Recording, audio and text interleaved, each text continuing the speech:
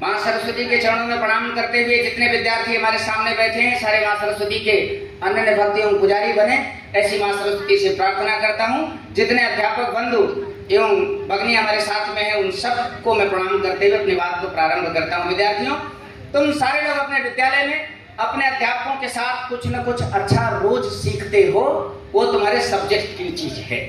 लेकिन अब मैं तुम्हें कुछ और सिखाना चाहता हूँ। भगवान राम वन वन भटकने के बाद 14 वर्ष तक वनवास झेलने के बाद भगवान हो गए, प्रभु श्री राम हो गए, लेकिन तुमने यह कभी चिंतन नहीं किया कि वे प्रभु श्री राम कैसे बन गए। चक्रवर्ती राजा दशरथ के बेटे राम थे और वे प्रभु श्री राम हो गए, हमारे आराध्य बन गए। भीमराव रामजी अंबेडकर एक बहुत ही गरीब परिवार में पैदा हुआ व्यक्ति, जो कि इतने गरीब परिवार में पैदा हुए थे कि स्वयं से उनके पास पढ़ने के लिए पुस्तकें और लिखने के लिए कापियों का अभाव था। ऐसा व्यक्तित्व हमारे संविधान का प्रारूप समिति का सभा का अध्यक्ष बन जाता है, और वह गरीब जिसके पास एक लिखने के लिए कापी और किताब नहीं थी, उसकी एक भी फोटो कोट पैंट के नीचे नहीं दिखा पाओगे। लेकिन तुमने कभी यह सोचा नहीं कि वह गरीब, वह एक सामान्य सा दिखने वाला व्यक्ति इतनी ऊंचाइयों पर कैसे पहुंचा। हमें जरूर एनालिसिस करनी चाहिए। मोहनदास करमचंद गांधी के बारे में सबने खूब सुना। महात्मा गांधी जिंदाबाद खूब नारे लगाए। राजनीतिक पार्टियों ने कभी गांधी जी का विरोध किया तो कभी गांधी जी का समर्थन करके वोट लूटा, देश को लूटा। लेकिन हम विद्यार्थियों को क्या सीखना चाहिए? तुम्हारे अध्यापक, इसमें ढेर सारे अध्यापक बंधु भगिनी हमारे साथ बैठे हुए हैं। हम अपने बच्चों को कहते हैं कि तुम पढ़ा करो, तुम टॉप कर जाओगे, इतने सवाल लगा लो, तुम आईआईटी सेलेक्ट हो जाओगे, नीट सेलेक्ट हो जाओगे।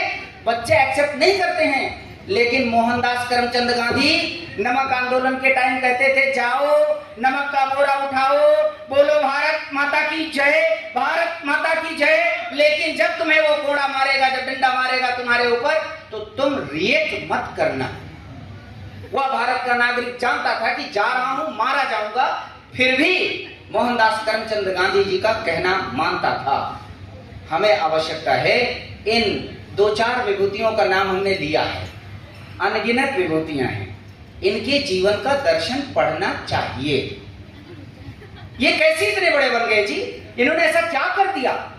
इनकी वाणी में इतना प्रभाव कैसे आ गया कि लोग सुनने लग गए? ये जो तुम्हारे सामने खड़ा हुआ एक व्यक्ति बोलता चला जा रहा है लगातार, एक गांव से पैदा हुआ, और एकदम निहायत बचपने में गाय चराई, स्वयं से चारा काट करके ला करके अपने गायों को, बछड़ों को चारा खिलाने वाला व्यक्ति, भारत के शीर्षस्थ विश्वविद्यालय से पढ़ाई करने के बाद विश्व के शीर्षस्थ रिकॉर्ड वाली बुक में नाम दर्ज कराया अखिलेश्वर नाथ पांडे। यह कैसे संभव हुआ? इन सब का चिंतन करना तुम्हारा कर्तव्य है। कक्षा 12, कक्षा 10 यानी क्लास 10 और 12 तुम सभी पास कर चुके हो या कर जाओगे? वही क्या ट्रेडिशनली चलते रहेंगे या कुछ करके जाएंगे? यहां से सीटें खाली हो गई, लेकिन सीखने को क्या मिला? समय बीत गया, हमने उसमें से गेन क्या किया? कभी अनुभव किया है क्या? नहीं किया है। बहुत समय लग जाएगा, लंबे समय तक पूरी बात सुनने में बहुत टाइम लगेगा, क्योंकि मैं देख रहा हूं व्यवस्था के बंधु धीमे से आंखों से इशारा कर रहे हैं कि बहुत टाइम हो रहा है। 2 बातें तो मैं बताता हूं विद्यार्थियों। सबसे पहले तुम्हारा भोजन सात्विक होना चाहिए। तुम्हारा भोजन सात्विक होना चाहिए यदि तुम चाहते हो कि तुम अपने जीवन में जो कुछ सीखो उसे भूलो नहीं और सहन शक्ति तुम्हारी अपरिमित हो जाए, इनफाइनाइट हो जाए। भोजन तुम्हारा सात्विक होना चाहिए। दूसरा, अब ये सात्विक भोजन क्या, इस पे चर्चा तुम अपने स्कूल टीचर से, स्कूल मैनेजमेंट से डिमांड करना। बहुत ढेर सारे स्कूल वाले लोग बुलाते हैं। अभी बाल निकुंज के कुछ बच्चों का नाम बीच में आ रहा था। बाल निकुंज में मैं कई बार गया हूँ बच्चों को संबोधित करने के लिए, लेकिन हो सकता है जिस विद्यालय के बच्चे हैं उसमें नहीं जाना हुआ। तुम डिमांड करोगे अपने मैनेजमेंट से तो ढूंढ के मुझे निकालेंगे। सात्विक भोजन क्या होता है, क्यों करना चाहिए, उस पर चर्चा वहां करेंगे। बैठ के पढ़ते हैं। ईश्वर चंद्र विद्यासागर के बारे में सुना कि एक बार पढ़ लेते थे पूरा याद हो जाता था। हम 5 बार पढ़ते हैं फिर भी नहीं याद होता है। ऐसी कौन सी पढ़ाई करते थे ईश्वर चंद्र विद्यासागर? कंठाग्र हो जाता था, कैसे पढ़ते थे जी? उसका साधन बताता हूं। सबसे पहला भोजन सात्विक करना। डॉक्टर एपीजे अब्दुल कलाम साहब का वो 2020 उनका अपना लाइफ स्टाइल पढ़ो, केवल ऑटोबायोग्राफी पढ़ो, मजा आ जाएगा। कह दो सिलेबस तो पढ़ने से फुर्सत नहीं मिलती, नंबर कम मिल जाते हैं, ये ऑटोबायोग्राफी कौन चीज होती है पढ़ने के लिए? पढ़ना पड़ेगा, पढ़ना ही पड़ेगा, बहाना नहीं चलेगा। दूसरा, पढ़ने के टाइम पॉस्चर ठीक करो। पॉस्चर ठीक करने में क्या करना होगा ना, पॉस्चर ठीक करने में क्या करना होगा ना, मैं तुम्हें बताऊं, मैं सामने आना पड़ेगा मुझे। पॉस्चर पढ़ने के टाइम पे हमको, जब हम ग्रैस्पिंग मोड में बैठते हैं ना, तो जहां पे खोपड़ी में बाल गोल गोल घूमते हैं, ये हिस्सा जहां पे सामान्यतया बुद्धिमान प्राणी चोटी रख लेते हैं, वह चोटी का स्थान छेद करके अंदर जाओगे तो एक बॉडी का ब्रेन का पार्ट मिलेगा, दैट इज कॉल्ड सेरिबेलम। उसके और अंदर घुसोगे तो उसे बोलते हैं अर्बरबिटी, प्राण वृक्ष। Folding of sulci and Gayri उधर पाया जाता है। जब हम पढ़ने के लिए बैठे हैं तो यह हमारा सेरिबेलम का वो हिस्सा जिसके बीच में मौजूद है क्या, प्राण वृक्ष, वो और मेडुला ऑब्लांगाटा, ये पीछे लगाओ, देखो यहाँ पे गड्ढा है छोटा सा, यह गड्ढा, और लंबर 4 और 5, यानी अपनी नाभि के पीछे से हाथ लेकर के जाओ, जिस वर्टिब्रल कॉलम के पास पहुंचते हो, यह तीनों एक लाइन में रख करके, एक भी लाइन तुमने याद कर ली ना, जीवन में कभी नहीं भूलेगा। माने पढ़ते टाइम जब हम बैठे हैं तो हमारा पॉस्चर ठीक होना चाहिए। ऐसे नहीं बैठना, ऐसे भी नहीं बैठना, ऐसे भी नहीं बैठना, ऐसे भी नहीं बैठना, टेक लगा के नहीं बैठना, हमारा पॉस्चर ठीक हो। This is called learning mode of the study. Study, during the study, if you have maintained your posture, then you will learn and never forget this. जो उस टाइम आपने सीख लिया, भूल जाए, पैसा हमसे वापस ले जाओ, गारंटीड, कभी नहीं भूलेगा जी, कभी नहीं भूलेगा। लेकिन आपका पढ़ाई का पोस्चर ठीक होना चाहिए। इसी के कारण से कई ऐसे बुद्धिजीवी, मोस्ट ऑफ द इंटेलेक्चुअल्स बोलते हैं कि एक साथ लगातार लंबे समय तक 2 घंटे 2.5 घंटे नहीं पढ़ा जा सकता। कोई कहेगा 45 मिनट से ज्यादा नहीं पढ़ा जा सकता। मैंने लगातार 26 घंटे में फिजिक्स पढ़ाई है, सिंगल लेक्चर में पूरी फिजिक्स, लगातार 31.5 घंटे में एक सिंगल लेक्चर में पूरी फिजिक्स पढ़ा के खत्म की है जी। टीचर्स बैठे हैं, इसमें से ये लोग पढ़ाने के लिए आज लेक्चर लेना होता होगा तो कल शाम को उसको देख करके आते होंगे। एक सिंगल लेक्चर में शुरू किया, पूरी फिजिक्स पढ़ा दिया, बीच में पढ़ने कब गया? कैसे संभव हो पाया? उसके लिए आपको अपना भोजन ठीक करना होगा, सात्विक भोजन में आना होगा, सात्विक रहना भी होगा, मेरे जैसे रहना भी होगा। भगवान करे ऐसी सद्बुद्धि तुम्हारे अंदर आए। प्लस तुम्हें ठीक से बैठ करके, यानी कि तुम लर्निंग मोड में, लर्निंग पोस्चर में बैठ करके पढ़ो। उसके साथ साथ अपने माता पिता की आज्ञा का पालन और उनका चरण स्पर्श करना। 2-3 मिनट, और जो लोग बहुत ज्यादा जल्दीबाजी में 2-3 मिनट जबरदस्ती हम सुनाएंगे जरूर, क्योंकि अंदर से लगी है कहास। जब होता है ना, जैसे भूख लगती, भूखास लगी, प्यास लगती, प्यास पाने की इच्छा। अब मेरे अंदर से मैं क्लास छोड़ के आया हूँ, राजदीप सर हमारे साथ बैठे हैं, 3-4 बार फोन कर दिया हमको। अच्छा ठीक, मैंने इनको भेजा था कि जाके बातचीत कर दीजिएगा, लेकिन चूंकि मैं पढ़ा रहा था, आया हूँ तो सोचते हुए आया, क्या क्या बताऊंगा बच्चों को। ढेर सारे चले गए, उनके दुर्भाग्य है, दुर्मति है जो गए। लेकिन अब तुम सीखो मेरे साथियों, बहुत ध्यान से, पैर कैसे छूना चाहिए, क्यों पैर छूना चाहिए, किसका पैर छूना चाहिए, कैसे पैर छूना चाहिए, इन सारे सवालों का जवाब। पैर कौन छू सकता है? तो हर व्यक्ति अपने से अधिक ऊर्जावान व्यक्ति का पैर छूए। इसका कोई धर्म से कोई संबंध नहीं है। एक फिजिक्स का अध्यापक बोल रहा है, ये कोई माइथोलॉजिकल थॉट नहीं है कि पैर छूना चाहिए। क्लियर करूं, कोई माइथोलॉजिकल थॉट नहीं है कि पैर छूना चाहिए। तमाम हिंदू परिवारों में ऐसा बता दिया जाता है, बेटियां पैर नहीं छुएंगी क्योंकि बेटियां देवी के अवतार बताई गई। मैंने ही पैदा किया, मेरी पत्नी के गर्भ से पैदा हुआ बेटा, मेरी पत्नी के गर्भ से पैदा हुई बेटी। बेटी अगर देवी हुई तो बेटा राक्षस नहीं है, अगर बेटी देवी है तो बेटा देवता है, और अगर बेटे को पैर छूना है तो बेटी को भी छूना है। क्यों नहीं छूने देते हैं लोग, और क्यों छूना चाहिए? वो पीछे 2 बहनों के मन में सवाल आ गया, उसका भी जवाब सुन लो, बहुत ध्यान से समझना। बेटियों को पैर इसलिए छूने से मना कर दिया लोगों ने कि बेटियां मेरे घर की नहीं हैं, मेरी सात्विक ऊर्जा लेकर के ये दूसरे के घर चली जाएंगी। दैट इज वाई इनको पैर नहीं छूने देना है। इसलिए बेटियों को तो पक्के तौर पे पैर छूना है। अब ये कौन सी एनर्जी मिलती है जी, कैसे मिलती है एनर्जी, कैसे पैर छूना चाहिए? by the process of electromagnetic induction there are so many energy electromagnetic wave energy packets transferred during the चरण स्पर्श। कैसे करते हैं चरण स्पर्श? अगर अभी बताने के दौरान जो चरण स्पर्श कर रहा है उसे कहेंगे ग्राही, माने लेने वाला, और जो आशीर्वाद दे रहा है उसे कहेंगे डोनर यानी दाता। ध्यान से समझना, यदि ग्राही यानी कि जो पैर छू रहा है वह पुरुष है तो उसका दाहिना हाथ ऊपर होना चाहिए, बायां हाथ नीचे होना चाहिए, और अगर स्त्री है तो बायां हाथ ऊपर दाहिना हाथ नीचे होना चाहिए। फिजिक्स को समझने की कोशिश करना, जो लोग फिजिक्स 12th या 10th में फिजिक्स पढ़े होंगे, EMI इलेक्ट्रोमैग्नेटिक इंडक्शन, वे कनेक्ट कर पाएंगे।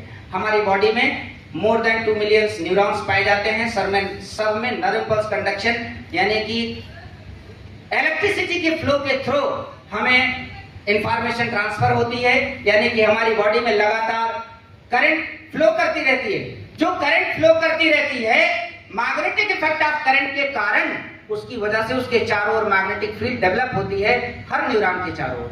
और जब कोई भी दो मैग्नेटिक फील्ड लाइन एक दूसरे को क्रॉस करती हैं तो वहां पर उनका अपोज होता है, this is called Faraday law of electromagnetic induction. और जैसे ही उनका अपोज होता है there is induction of electricity, EMF। हम फार्मूले से भी क्लास में तो अभी यहाँ तो है नहीं, अदरवाइज मैं प्रूव करके दिखाता हूं कि कितनी एनर्जी डेवलप होती है जी। E = -dϕ/dt, जो 12th क्लास के बच्चे होंगे वो समझ सकते हैं, या जिन्होंने 12th पास किया। जबरदस्त इलेक्ट्रोमैग्नेटिक इंडक्शन से एनर्जी प्रोड्यूस होती है। वो एनर्जी ट्रांसफर कैसे होगी, एनर्जी एक बॉडी से दूसरे बॉडी में ट्रांसफर कैसे होगी? मैं देने वाला यानी कि दाता हूं, और अगर मेरे सामने कोई ग्राही आया, मेरे दाहिने पैर का अंगूठा उसके दाहिने हाथ की मध्यमा उंगली, ये दोनों एक दूसरे को स्पर्श करने चाहिए। कैसे स्पर्श करेंगे?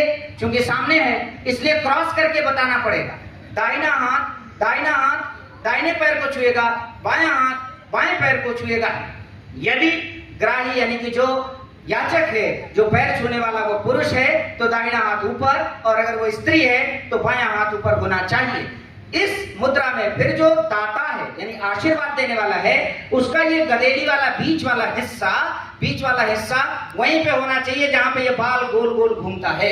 ऐसे रख करके चैलेंज करता हूं, इसी में से जो कोई अपने आप को बहुत बड़ा तपस्वी ऊर्जावान समझता हो, आ जाओ स्टेज पर, एक बच्चे को बुलाता हूं और यहीं पर आशीर्वाद मुद्रा में वैसे खड़े हो जाओ। 180 श्वास, अधिकतम 180 श्वास मैंने प्रयोग किया। श्रद्धेय नृत्य गोपाल दास जी महाराज, राम जन्मभूमि तीर्थ क्षेत्र ट्रस्ट के अध्यक्ष, उनके ऊपर मैंने प्रयोग करवाया। 176 सांस तक जाते जाते बैठ गए महाराज जी। बहुत बड़े तपस्यारी हैं, इनमें से बहुत जबरदस्त ऊर्जा ट्रांसफर होगी। दिक्कत क्या आएगी दाता को? जो देने वाला है उसको दिक्कत क्या आएगी? प्यास लग जाएगी, चक्कर आ जाएगा, अचानक से आंखों के सामने अंधेरा छा जाएगा। किसको? जो आशीर्वाद दे रहा था उस मुद्रा में। यदि हम किसी के यह सर्किट मेंटेन नहीं कर पाते हैं तो आशीर्वाद लेने के लिए क्या करें? ये कंसेप्ट तो क्लियर हुआ ना। दाहिने हाथ की उंगली दाहिने पैर के अंगूठे को स्पर्श करेगी, बाएं हाथ की उंगली बाएं पैर के अंगूठे को स्पर्श करेगी, और जो दाता है यानी आशीर्वाद देने वाला है उसके मध्यमा हाथ की गदेली का बीच वाला हिस्सा उसके सिर के इस ब्रह्मरंध्र को स्पर्श करेगा। ब्रह्मरंध्र यानी जहां पर सेरिबेलम पाया जाता है उसको स्पर्श करेगा, यह मुद्रा बनेगी। यदि हम स्पर्श नहीं कर पा रहे हैं तो हमें क्या करना चाहिए? हमें झुक करके प्रणाम करना चाहिए। दोनों हाथों को प्रणाम आसन में ऐसे मिलाएंगे, पांचों उंगलियां एक दूसरे को स्पर्श करेंगी और अपने आप को 90 अंश के कोण यानी 90 डिग्री पर ऐसे करके झुक जाएंगे। और जो आशीर्वाद देने वाला है वो 45 डिग्री के एंगल पर इसका निशाना बनाए। कहां पर? यहां पर ले जाकर के ऐसे साधे। ऐसी अवस्था में भी हमें ऊर्जा ट्रांसफर होती है, लेकिन कम होती है। मैग्नेटिक फ्लक्स लॉस होता है। जो लोग फिजिक्स के लोग हैं वो इस चीज को समझ सकते हैं, दूसरा नहीं समझ पाएगा। दूसरों को तो लगेगा पता नहीं क्या चल रहा है, फर्जी बकवास दावे जा रहा है। बहुत ध्यान से समझना। बाकी जो लोग पैर छूते हैं, कुछ ने यहां से छूते हैं, कुछ ने यहां से छूते हैं, कुछ देर बाद यहां से मार के भागेंगे, वो तो फर्जी का है जी। ऐसे कर देते हैं, नमस्कार, ऐसे इशारा करते हैं, मैंने वहीं में लेके चलो। ये सब मत करो। ऐसे जो वेस्टर्न कल्चर वाला गुड मॉर्निंग गुड इवनिंग कर लिया तो ठीक है, बोलबाल हो गया, अलग बात है। लेकिन तुम्हें यदि वास्तव में ऊर्जा चाहिए, वास्तव में तुम्हें आगे बढ़ने की इच्छा है, प्रातः काल उठ करके जिनके माता पिता जीवित हैं अपने साथ में, वो केवल विद्यार्थियों, अब जो बात बोल रहा हूँ केवल विद्यार्थियों के लिए नहीं है, सभी लोगों के लिए, आप अपने माता पिता का चरण स्पर्श रोज सुबह अवश्य करें। इसमें कोई एक्सेप्शन नहीं होना चाहिए, सबको करना है। बड़े भाई, बड़ी बहन, बड़ी भाभी, इनका भी चरण स्पर्श करना चाहिए। अपने आचार्य यानी गुरुजी लोग, टीचर्स, इनका भी पैर छूना चाहिए। बाकी सबका पैर नहीं छूना चाहिए। ये भी ध्यान रहे जो छुआने वाले हैं सबसे चरण स्पर्श कराना भी नहीं है, अदरवाइज अपनी ऊर्जा चलती जाती रहेगी। यदि आपके चरण स्पर्श करने वाले ज्यादा लोग हैं, जैसा हमारे अध्यापक बंधु भगिनी बीच में हैं, इनके चरण स्पर्श करने वालों की तादाद ज्यादा होती है, तो आपको अपनी ऊर्जा कैसे बनानी है, आपको भी बचाना पड़ेगा। भगवान करे भविष्य में से इसमें से बैठे हुए जितने विद्यार्थी हैं, ढेर सारे मेडिकल कॉलेज, इंजीनियरिंग कॉलेजेस के, डिफरेंट यूनिवर्सिटीज के प्रोफेसर बन जाएं, इनका भी पैर छूने वाले लोग हो जाएं, तो हम अपनी वो ऊर्जा बचाएं कैसे, बनाएं कैसे?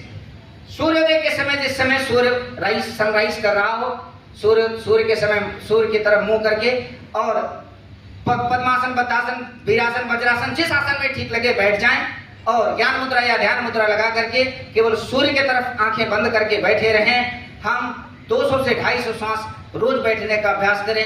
इस इलेक्ट्रोमैग्नेटिक इंडक्शन से ट्रांसफर होने वाली एनर्जी की कमी आपकी बॉडी में कभी नहीं होगी। वहां से ले लो, इधर की साइड दे दो, पूरा होता रहेगा। आप लोगों ने बहुत ध्यान से सुना है।